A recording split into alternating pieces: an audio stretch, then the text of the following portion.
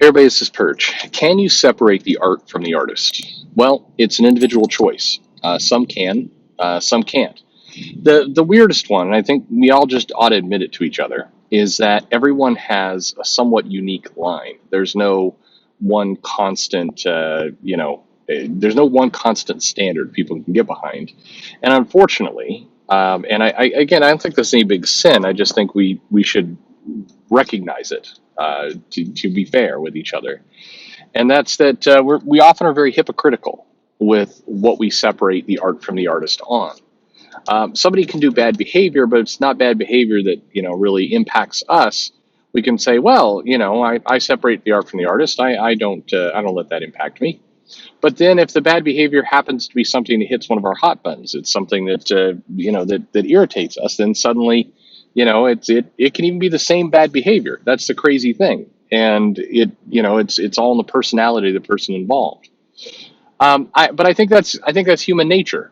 I mean, I think that this isn't something that I don't know. Right now, the Warren Ellis situation is going on. There's other situations going on. No, this is not a video about Warren Ellis. But there's a lot of discussion around separating the art from the artist. There's also this idea of the if you don't like my, if you don't like me, if you don't like my politics, don't buy my book.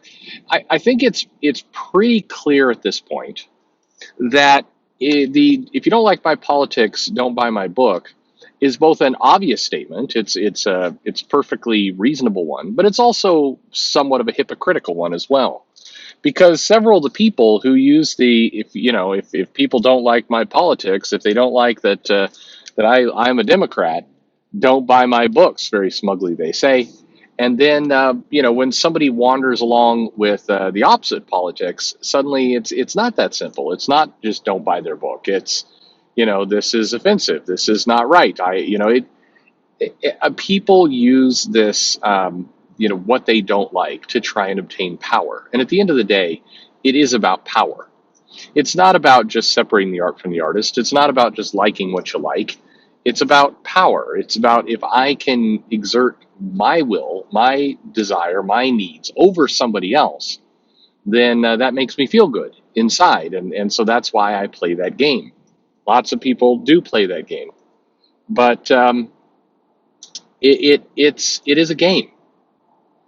And I guess that's why the healthiest discourse that I'm seeing is inside the comics shop in real life, where most of the people who go in and they're customers and they're just trying to buy comics, they're looking for a good story. They really don't care about any of the rest of it. That's why they're not on Twitter chasing down, what these people say. That's why they're not leaning into whatever article or editorial Heidi McDonald has put up. They just want a comic. These people don't want power. They want entertainment. And so that, unless it really gets in their face, and this is where there is a line, we have some writers who have gone to jail for child pornography, who are in jail right now, who have a blog weirdly in jail, which, I mean, yeah, if you're being arrested for a crime, you clearly did something bad for society. Then for me, this is my personal level. Then I can't read the work anymore. I don't enjoy it. I'm bothered by it. You kill your wife with a hammer, you go to prison for it. I can't get it out of my head. I can't read the comic and not see the creator behind it. That's me. I don't expect anyone else to have that same stance. It's up to you. If you can, I think it's actually kind of magical that if you can read a piece of work without bringing any of the other baggage into it, you're a stronger, man or woman than I am in a lot of sense. You're able to compartmentalize this stuff and probably serve you really well in your life. For me, I can't. But my bar is pretty much crimes. That's, it's either crimes or very, very personally wronged. And so generally speaking, that's why I take the stance I do. But I'll take it a step further. I think that separating the art from the artist, I can say, and as I've said in other videos, and I know people struggle with this, I want raises.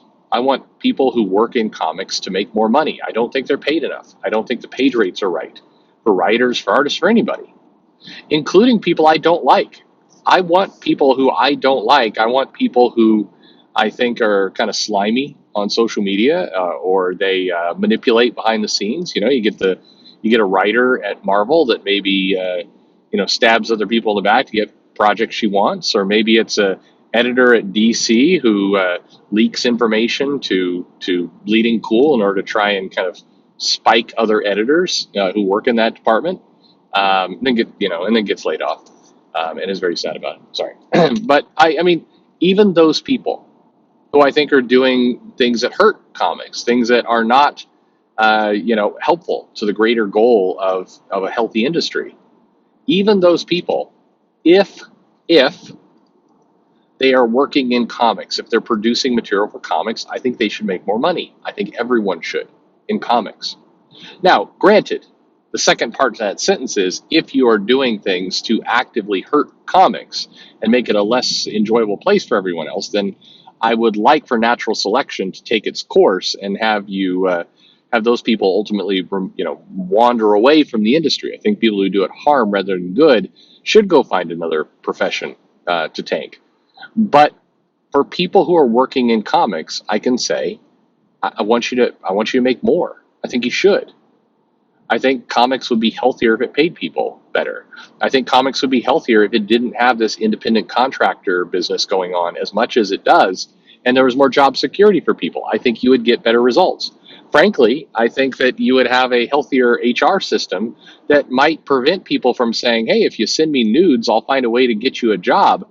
If you had a more stable business, a more stable industry, then that probably would help.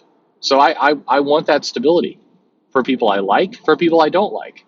But at the end of the day, separating the art from the artist, it's not easy. I think people should admit that. I don't think people should be ashamed if they're not able to separate the art from the artist, because it's hard, especially when something hits you personal, especially when it's a cause you care about. That's very, very difficult to make those separations. But I also think it's in your best interest to try. And this probably goes against some advice, especially when somebody who is trying to obtain power is trying to get a bunch of other people on their side to go cancel somebody or go get rid of someone. They'll say things like, you shouldn't separate the art from the artist. You shouldn't give these people a free pass. You shouldn't. Lots of rules around what you should and shouldn't do. But I think it's healthy to try as best you can to remember why you're reading comics in the first place. You're reading them because you do want to just enjoy comics. That should be what it's about. That's what I want. That's what you want too, right? I would hope so.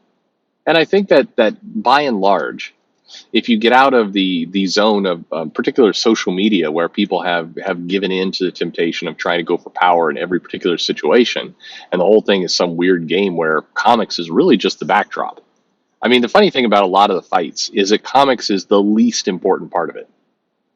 That's almost, in fact, in some cases, it's a part where you see people almost having to hold their nose.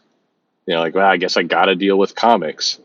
What I really want to do is kind of dunk on people I don't like, and I want to try and get a bunch of people to kind of go along with whatever crazy scheme or thing I have going. That's what I really want to have happen. And I guess I'm going to have to put up with comics in order to do that. That's how I read some of the time. And again, I wish those people would move it along.